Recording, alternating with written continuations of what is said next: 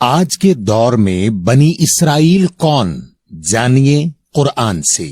بھائی کیا سوچ رہے ہو؟ بھائی میں نے ہمیشہ علماء اور لوگوں سے سنا ہے کہ کلمہ پڑھنے والے تو اللہ کے نزدیک سب سے بہترین قوم ہے اور باقی سب جہنم میں جائیں گے، مگر انہی تمام علماء کے ترجموں کے مطابق اللہ نے قرآن کی سورہ نمبر 2 اور آیت نمبر 122 میں کہا کہ اللہ نے بنی اسرائیل کو تمام عالمین پر فضیلت دی ہے۔ آپ یہ سورہ نمبر 2 اور آیت نمبر 122 دیکھیں، پھر میں اپنا سوال کرتا ہوں۔ یا بنی اسرائیل اذکروا نعمتی التی انعمت علیکم وانی فضلتکم علی العالمین۔ اے بنی اسرائیل، یاد دہانی لو میرے انعام سے، وہ جو انعام کیا اوپر تم سب کے، اور بے شک میں نے فضیلت دی تم سب کو اوپر خاص عالمین کے۔ تو بھائی جب آیت کے مطابق اللہ نے بنی اسرائیل کو عالمین پر فضیلت دی ہے تو یہ تو کسی ایک دور کی بات نہیں ہے، یعنی جب تک یہ دنیا قائم ہے اور یہ آیت موجود ہے تب تک بنی اسرائیل کی فضیلت ہے، اور علماء کے مطابق بنی اسرائیل تو یہودیوں کی قوم ہے، تو ہم کلمہ پڑھنے والے افضل کیسے ہو گئے؟ بھائی آپ نے بہت اچھا سوال کیا ہے، اور آپ کے ذہن میں یہ سوال آنے کی وجہ یہ ہے کہ آپ نے بنی اسرائیل لفظ کو اور عالمین لفظ کو قرآن سے سمجھنے کے بجائے علماء کے بیان سے سمجھا۔ آئیے سمجھتے ہیں کہ اللہ کی کتاب کے مطابق بنی اسرائیل کون ہیں۔ تو جو پچھلی آیت آپ نے دکھائی اس کے مطابق اللہ نے بنی اسرائیل کو کوئی نعمت دی ہے جس کی وجہ سے ان کو فضیلت ملی۔ آئیے دیکھتے ہیں کہ وہ نعمت کیا ہے۔ آپ سورہ نمبر 2 کی آیت نمبر 211 دیکھیں۔ سل بنی اسرائیل کم آتیناہم من آیت بینۃ ومن یبدل نعمت اللہ من بعد ما جاءتہ فإن اللہ شدید العقاب۔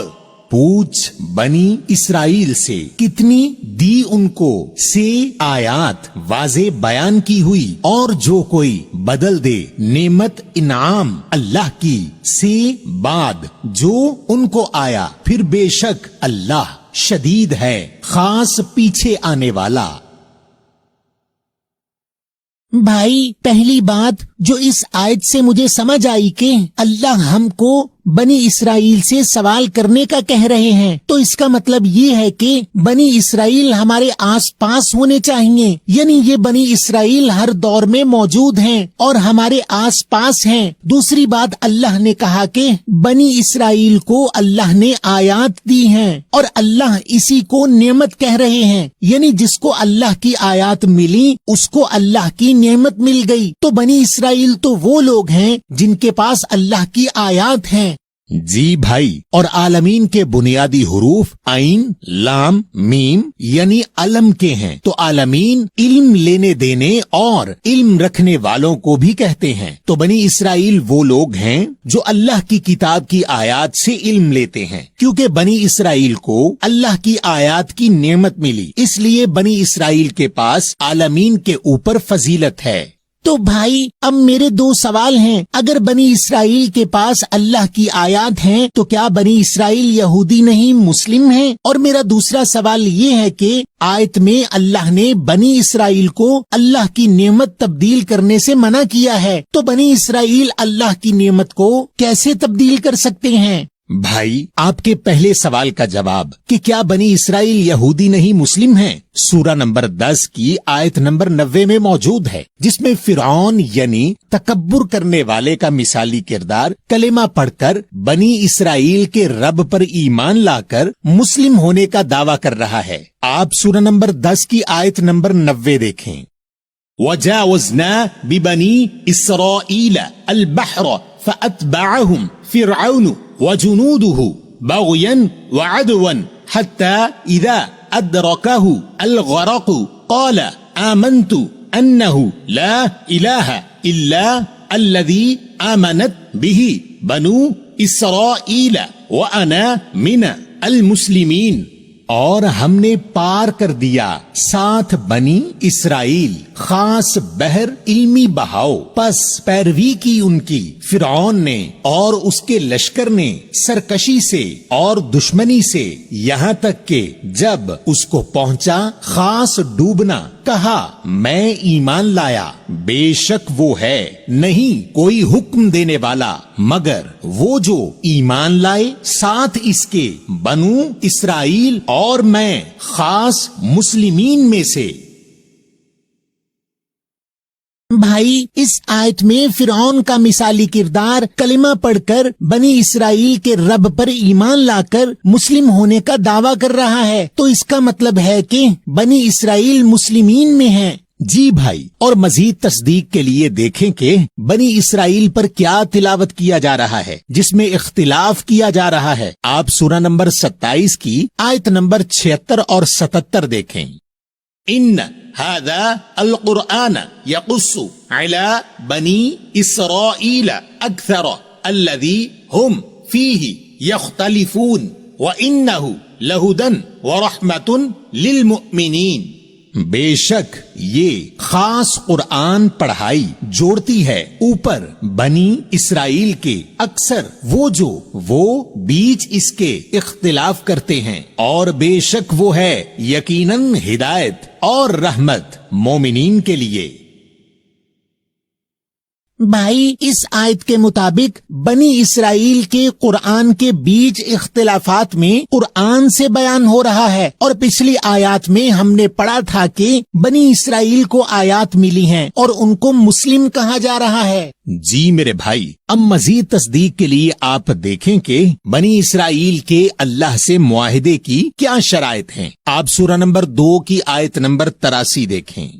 وَإِذْ أَخَذْنَا مِيثَاقَ بَنِي إِسْرَائِيلَ لَا تَعْبُدُونَ إِلَّا اللَّهَ وَبِالْوَالِدَيْنِ إِحْسَانًا وَذِي الْقُرْبَى وَالْيَتَامَى وَالْمَسَاكِينِ وَقُولُوا لِلنَّاسِ حُسْنًا وَأَقِيمُوا الصَّلَاةَ وَآتُوا الزَّكَاةَ ثُمَّ تَوَلَّيْتُمْ إِلَّا قَلِيلًا مِنْكُمْ وَأَنْتُمْ مُعْرِضُونَ۔ اور جب پکڑا ہم نے معاہدہ کی شرائط بنی اسرائیل سے، نہیں تم حکم پر عمل کرنا مگر اللہ کے، اور ساتھ خاص والدین، احسان اور رکھنے والے، خاص قربت اور خاص یتیم بے سہارا اور خاص مسکین ٹھہرے ہوئے، اور کہو لوگوں کے لیے بہترین، اور قائم کرو خاص صلاۃ رابطہ اور دو خاص زکوٰۃ جواز۔ پھر تم پلٹ گئے مگر تھوڑے سے تم سب میں سے، اور تم ہو منہ موڑنے والے۔ بھائی اس آیت میں بنی اسرائیل کے احکامات میں اللہ کے حکم پر کرنا ہے، صلاۃ قائم کرنا ہے، زکوٰۃ دینا ہے، تو اب تو بالکل واضح ہو گیا کہ بنی اسرائیل ہم میں سے وہ لوگ ہیں جو اللہ کی کتاب سے علم لیتے ہیں۔ مگر بھائی بنی اسرائیل کے لیے تو سورہ نمبر 7 کی آیت نمبر 104 اور 105 میں موسیٰ رسول فرعون سے مخاطب ہیں، اور اگر آپ سورہ نمبر 61 کی آیت نمبر 6 دیکھیں تو عیسیٰ رسول اور احمد رسول اللہ بھی بنی اسرائیل سے مخاطب ہیں۔ جی بھائی، اللہ کی کتاب میں جتنے بھی انبیاء یا رسول یا قوموں کے نام ہیں یہ سب مثالی کردار ہیں ہر دور کے لیے بنی اسرائیل کی طرح، اور ان سب ناموں کے معنی ہیں جن سے آپ نے اپنی ذات کے لیے ہدایت لینی ہے۔ اب آتے ہیں آپ کے دوسرے سوال کی طرف کہ بنی اسرائیل یعنی ہم میں سے وہ لوگ جن کو اللہ کی نعمت یعنی اللہ کی آیات کا علم ملتا ہے، تو آیت میں اللہ نے بنی اسرائیل کو اللہ کی نعمت تبدیل کرنے سے منع کیا ہے، تو بنی اسرائیل اللہ کی نعمت کو کیسے تبدیل کر سکتے ہیں؟ اب اس کے جواب کے لیے آپ سورہ نمبر 2 کی آیت نمبر 40 سے 44 دیکھیں۔ یا بنی اسرائیل اذکروا نعمتی التی انعمت علیکم واوفوا بعہدی اوفی بعہدکم وایای فارہبون وآمنوا بما انزلت مصدقا لما معكم ولا تكونوا اول كافر به ولا تشتروا بآياتي ثمنا قليلا وإياي فاتقون ولا تلبسوا الحق بالباطل وتكتموا الحق وأنتم تعلمون وأقيموا الصلاة وآتوا الزكاة واركعوا مع الراكعين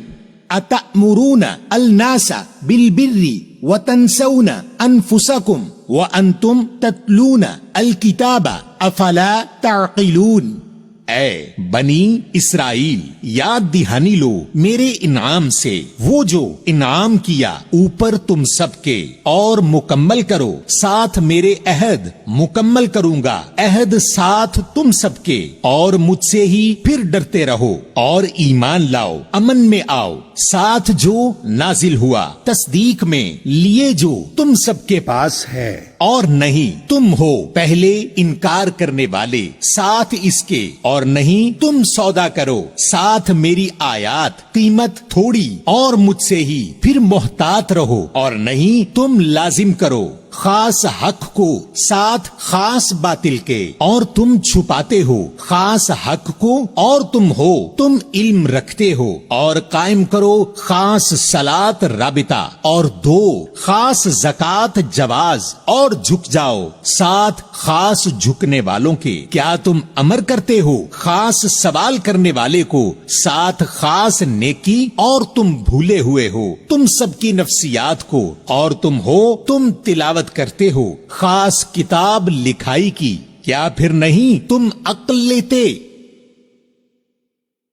بھائی، اس آیت کے مطابق اللہ بنی اسرائیل کو اپنی نعمت یعنی آیات سے ذکر یعنی یاد دہانی لینے کا بول رہے ہیں، اور بنی اسرائیل کو اللہ سے کیا گیا عہد پورا کرنے کا بول رہے ہیں، اور ان کو امن میں آنے کا بول رہے ہیں اس نازل ہوئے کے ساتھ، اور آیات کا انکار کر کے پہلا کافر بننے سے منع کر رہے ہیں، اور الحق کے ساتھ الباطل کو لازم کرنے سے منع کیا ہے، اور الحق کو علم آنے کے بعد چھپانے سے منع کیا ہے، اور لی گئی ہدایت کی بنیاد پر اپنی ذات کو سدھارنے کا کہا ہے۔ جی میرے بھائی، جب آپ کو اللہ کی آیات کی سمجھ ملتی ہے تو آپ اس نعمت و فضیلت کی وجہ سے بنی اسرائیل ہو جاتے ہیں، اور بحیثیت بنی اسرائیل آپ کا اللہ سے معاہدہ ہے، اور اس معاہدے کی شرائط کے مطابق آپ کو اللہ کے احکامات پر عمل کرنا ہے، اور اللہ کے احکامات ملنے کے بعد اگر آپ ان احکامات کا انکار کریں تو آپ ان احکامات کے پہلے کافر ہو جاتے ہیں، اور اللہ ہمیں الحق یعنی اللہ کی آیات کے پیغام کے ساتھ